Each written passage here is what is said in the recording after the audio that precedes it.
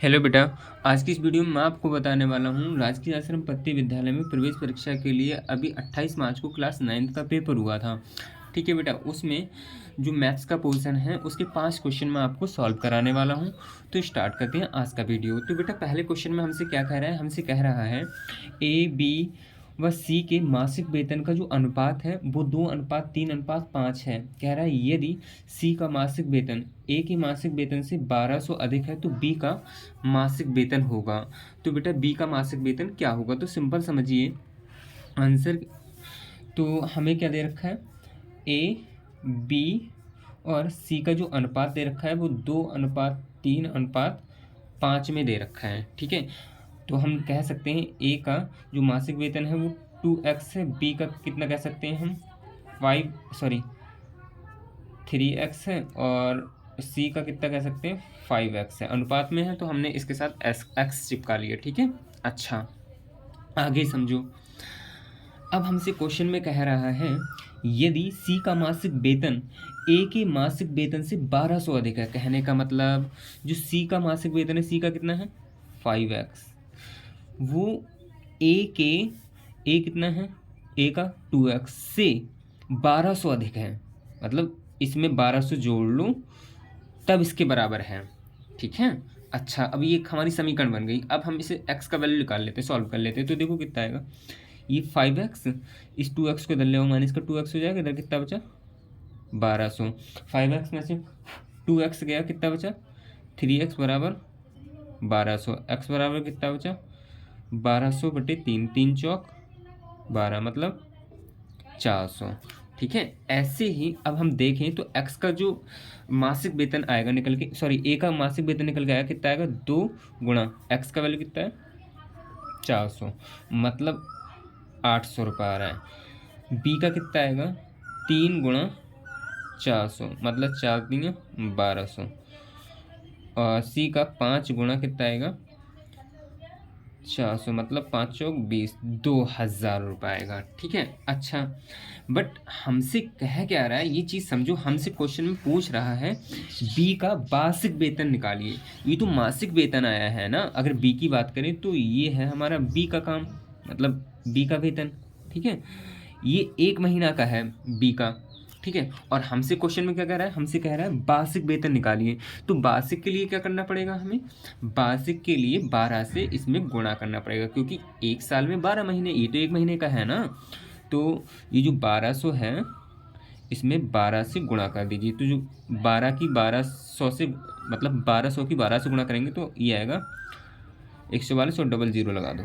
ठीक है बेटा, ये हमारा आंसर हो जाएगा। तो हमारा जो क्वेश्चन है पहले का आंसर ये ऑप्शन नंबर बी सही हो जाएगा। ठीक है, अच्छा अब हमसे क्वेश्चन नंबर 2 क्या कह रहा है, हमसे कह रहा है एक 120 मीटर लंबे और 70 मीटर चौड़े टेनिस कोर्ट के चारों ओर 5 मीटर चौड़ी पट्टी में घास लगाई जाती है। ठीक है, आगे क्या कह रहा है, यदि घास लगाने का व्यय प्रति मीटर कितना है 3.5 प्रति वर्ग मीटर हो तो घास लगाने में कुल व्यय होगा। तो सिंपल समझो, हमारे पास कितना कितना दे रखा है 120 मीटर लंबी, हम एक ये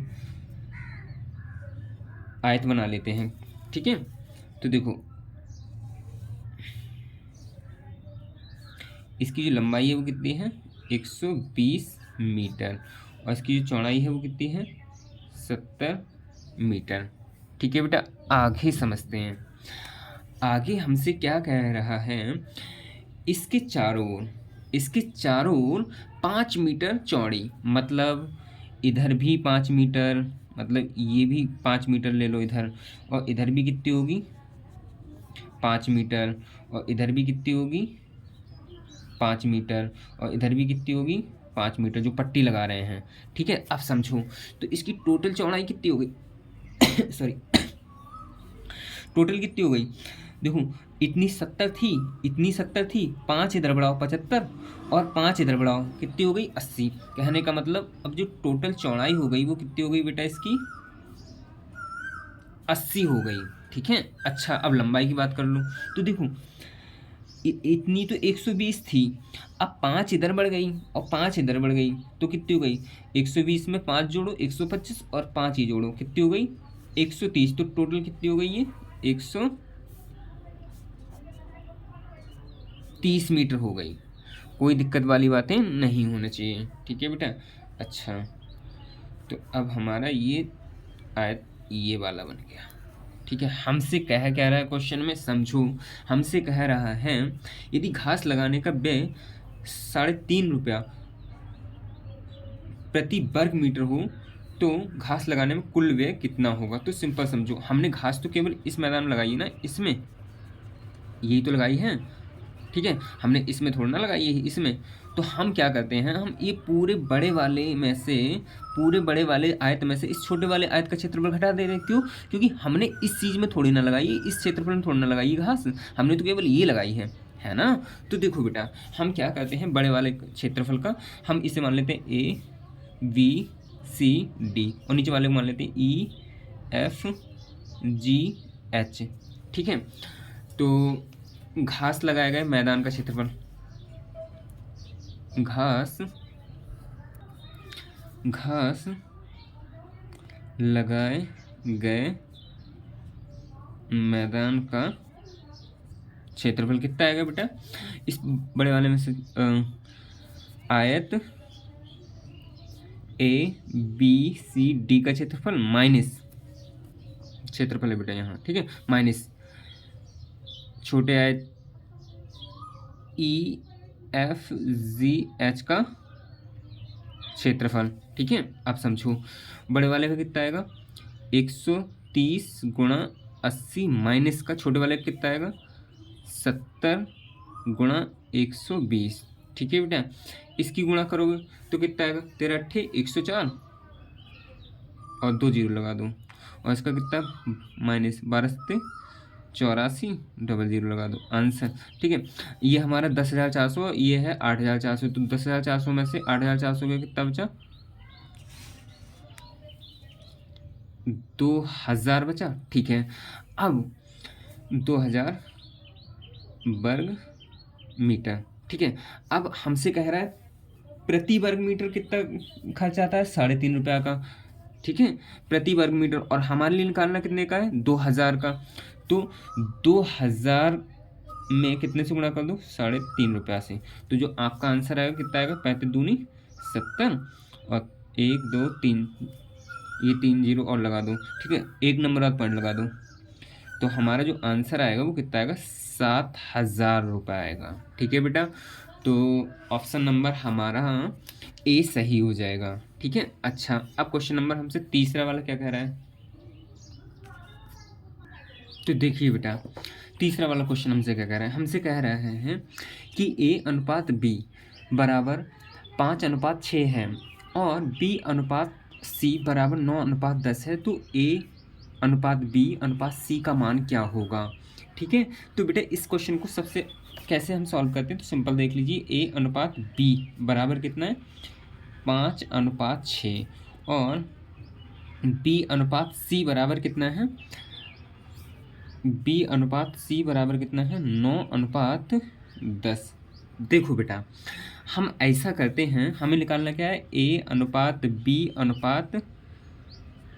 निकालना है। तो सिंपल समझ लीजिए, इस वाले अनुपात का दूसरा पद ये और इस अनुपात का पहला पद हम ऐसा किस नंबर से गुणा करें, इसमें किस नंबर से गुणा करें और इस नंबर में किससे गुणा करें, ठीक है। अनुपात में कर रहे हो गुणा, कोई दिक्कत नहीं है, ठीक है, तो दोनों बराबर हो जाएं।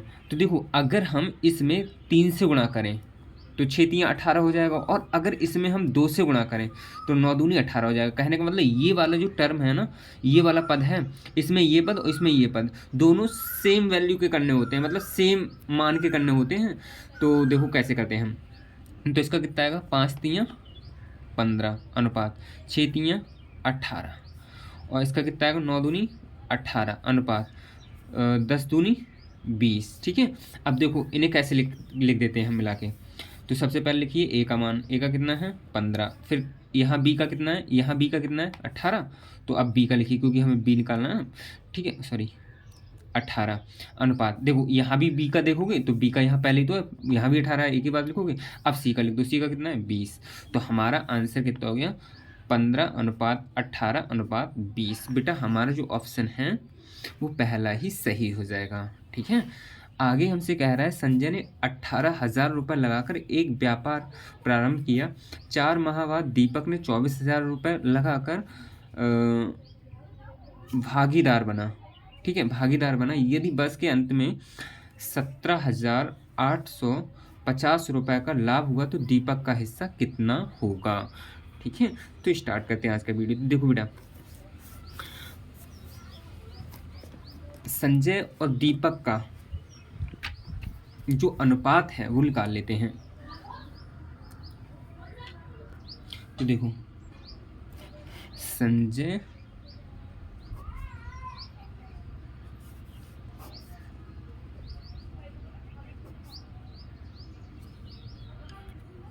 का रुपया, ठीक है, किसने कितने दिन में कितने महीने के लिए लगाया। तो देखो बेटा संजय ने लगाया मतलब संजय ने 18,000 रुपये लगाकर एक व्यापार प्रारंभ किया। 4 माह बाद दीपक ने लगाकर 24,000 और व्यापार में भागीदार बन गया। बस के अंत में मतलब एक बस के लिए लगाया इन दोनों ने, बट दीपक ने 4 महीना बाद, इसका मतलब दीपक ने 8 महीना के लिए लगाया जबकि संजय ने 12 महीने का लगाया, क्योंकि एक बस में 12 महीने ही तो होते हैं। तो देखो आगे क्या कह रहा है हमसे कह रहा है दीपक का हिस्सा कितना हुआ, जो लाभ हुआ है इतना 17,850, उसमें दीपक का हिस्सा कितना हुआ है। तो देखो बेटा संजय का, बल्कि मुझे लाभ यहाँ लिख देना चाहिए, ठीक है, लाभ का जो अनुपात है इन दोनों का। तो देखो कितना आएगा, दीपक ने कितना लगाया था, सॉरी संजय ने 18,000 रुपये, कितने महीने के लिए 12 महीने के लिए, और दीपक ने कितना लगाया था 24,000 रुपये,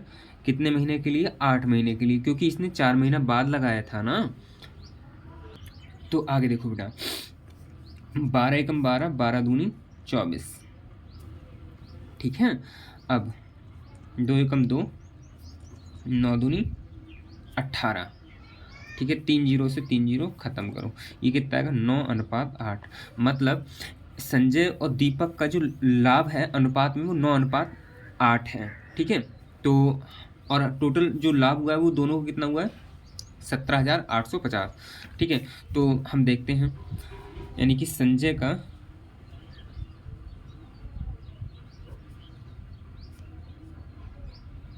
लाभ है हम 9x है और दीपक का